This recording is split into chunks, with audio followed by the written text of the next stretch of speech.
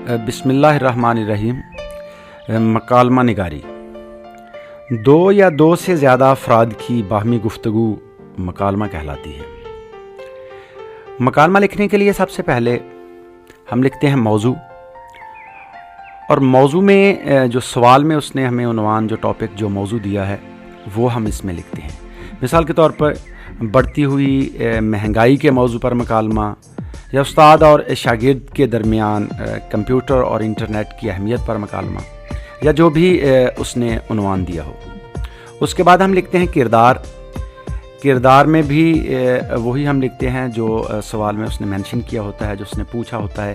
کہ اگر استاد اور شاگرد کے درمیان ہے، یا دو دوستوں کے درمیان ہے، یا گاہک اور دکاندار کے درمیان ہے، تو وہ ہم مثال کے طور پہ اگر دو دوستوں کے درمیان ہے تو ہم ان کے نام لکھ دیں گے، اور ہم کوشش کرتے ہیں کہ نام جو ہم لکھیں وہ بہت ہی آسان ہوں تاکہ لکھنے میں ہمیں جو ہے وہ بہت آسانی ہو، جیسے اسلم اور اکرم، جیسے احمد اور علی، اور پھر بریکٹ میں جو ہے وہ ہم لکھ دیتے ہیں دو دوست۔ اس کے بعد ہم لکھتے ہیں منظر، اور منظر میں ہم لکھتے ہیں کہ وہ جو ہمارا ٹاپک ہے، وہ جو موضوع ہے جس پہ مکالمہ ہو رہا ہے، وہ کون سی جگہ اس کے لیے مناسب رہے گی۔ جیسے مثال کے طور پہ کمپیوٹر لیب ہے، کلاس روم ہے، کھیل کا میدان، یا جس طرح کا عنوان ہو اس کی مناسبت سے۔ اور مختصر منظر لکھنے کے بعد پھر 1-1.5 لائن میں بریکٹس میں ہم اس کی تھوڑی سی وضاحت کرتے ہیں کہ وہ سین، وہ منظر ہے کیا۔ مثال کے طور پہ ایک طالب علم استاد محترم کو تلاش کرتا ہوا کمپیوٹر لیب میں پہنچتا ہے اور ان کو مخاطب کرتے ہوئے، یا ایک دوست کھیل کے میدان میں جو ہے وہ کھیل رہا ہے تو دوسرا دوست جو ہے اس کو تلاش کرتے ہوئے وہاں پہنچتا ہے اور اس کو مخاطب کرتے ہوئے۔ اس طریقے سے جو بھی منظر ہو اس کو جو ہے وہ 1-1.5 لائن میں ہم اس کی وضاحت کر دیتے ہیں۔ پھر اس کے بعد اس کا آغاز جو ہے، کسی بھی مکالمے کا آغاز عموماً ہم جو ہے وہ السلام علیکم سے کرتے ہیں۔ پھر اس کے بعد یہ مکالمہ جو ہے اس میں ہم کوشش یہ کرتے ہیں کہ ایک ہمارا جو کردار ہے، ایک جو کریکٹر ہے، وہ ہمارے اس ٹاپک کی حمایت میں بات کرتا ہے اور دوسرا اس کی مخالفت میں بات کرتا ہے۔ اس طریقے سے مکالمے کو آگے بڑھانے میں جو ہے وہ بڑی مدد ملتی ہے۔ اس کے بعد جو اس کے ایکسپریشنز ہیں، جو اس کے تاثرات ہیں ان افراد کے بات کرتے ہوئے، وہ بھی ہم مکالمہ لکھنے کے بعد جو ہے وہ بریکٹس میں لکھتے ہیں، جیسے مسکراتے ہوئے، ہنستے ہوئے، ہاتھ ملاتے ہوئے، پیچھے مڑتے ہوئے، وغیرہ وغیرہ۔ اور پھر اس کا جو اختتام ہے، اس کا جو اینڈ ہے، وہ ہم کوشش کرتے ہیں کہ وہ کسی نتیجے پہ ہو، یعنی وہ جو دو لوگ آپس میں جو ہے وہ ایک دوسرے کی بات سے اتفاق نہیں کر رہے تھے، لیکن اینڈ پہ، اختتام پہ، یا تو پہلا شخص دوسرے کی بات سے اتفاق کرے یا دوسرا شخص پہلے کی بات سے اتفاق کرے، اور ہم کوشش کرتے ہیں کہ جو بات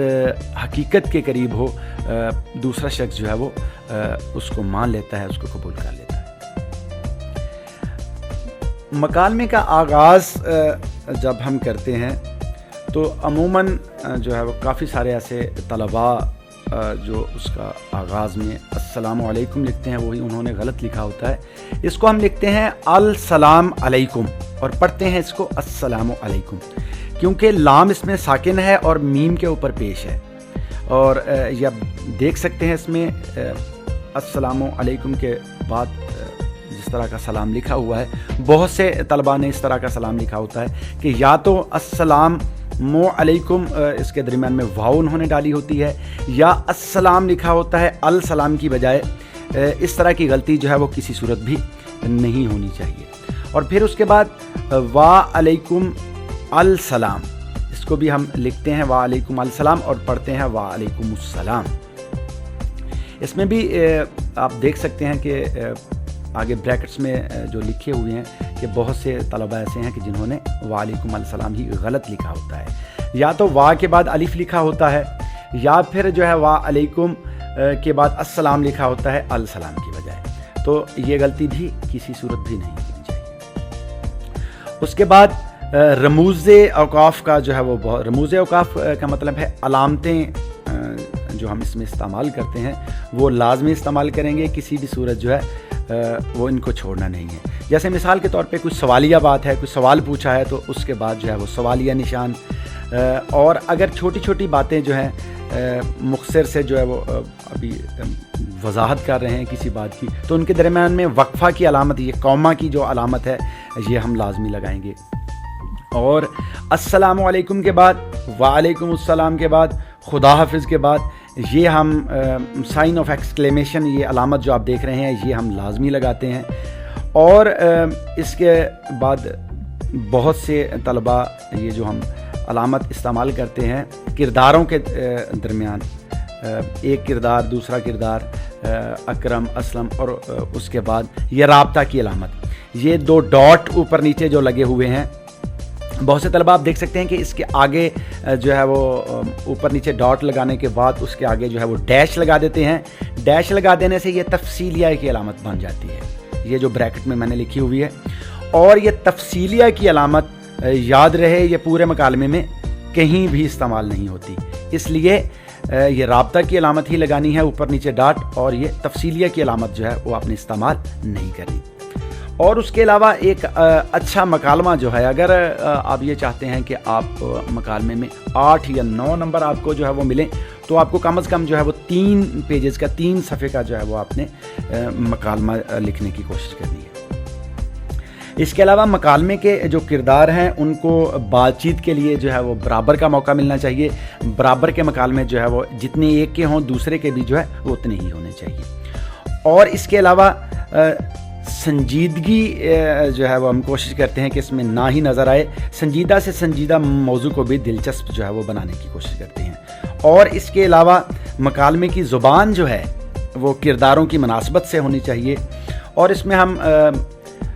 مختلف ضرب المثل، محاورے اور اشعار بھی استعمال کر سکتے ہیں موقع کی مناسبت سے.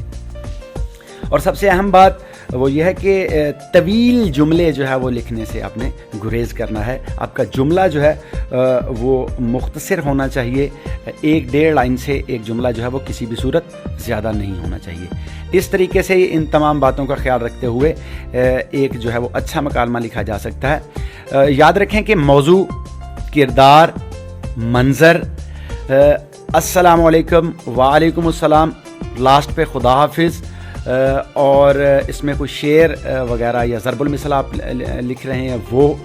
یا یہ جو آپ نام کرداروں کے لکھ رہے ہیں، کوشش کریں کہ یہ آپ ان کو مارکر سے لکھیں تاکہ یہ آپ کو اس میں سے زیادہ جو ہے وہ نمبر مل سکے.